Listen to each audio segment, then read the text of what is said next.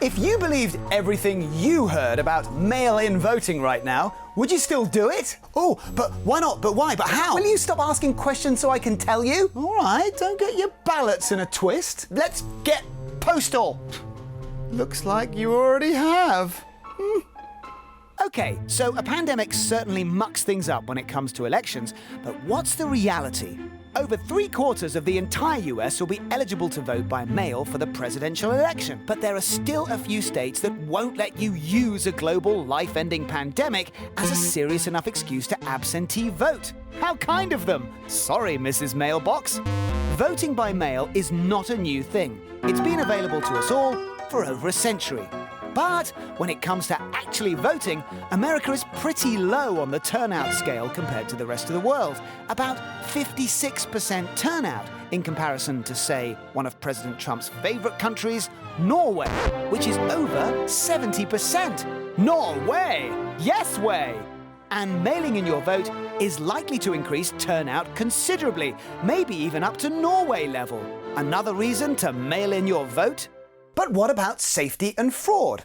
Well, firstly, you have to be registered to receive voting documentation, and that requires cross-checking details and social numbers so that by the time you get a ballot, you've been heavily checked to make sure it's going to the right person at the right place.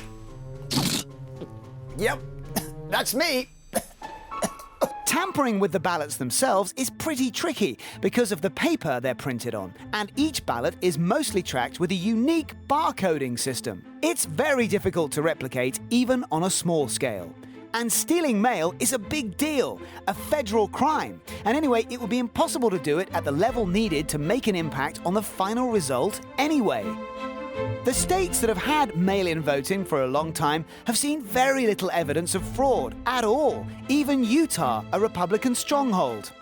This is largely thanks to the highly trained election office workers who check that the signed envelopes and ballots match what they have on the electoral register, or it'll be done by computer. Almost every state requires the voters to sign the ballot's return envelope. In California, they will notify you if yours doesn't match what they have on file. Each state is responsible for their own election process, which is much more difficult to hack than, say, a singular, unified national online voting system. So paper leaves, well, a paper trail, and many experts in security say receipts are actually a good tracking system. I mean, just ask the IRS. And if mail-in voting's really that untrustworthy, do you think the most powerful person in the whole of America, nay the world, would do it himself if it wasn't? President Trump voted by mail in 2018. Washington State lets everyone vote by mail, but they've had years to get things up to speed, and it's undeniable that swapping an entire infrastructure to mail in is going to present some problems, not least of which volume and time.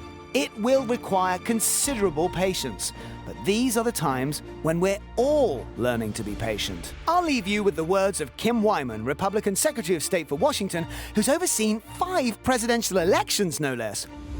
She says every one of us, whether we're a Democrat, Republican, or an independent, needs to be working toward making sure our democracy works. What's at stake right now is much greater than who wins the Oval Office. People could lose confidence in our elections. And if that happens, democracy's at stake.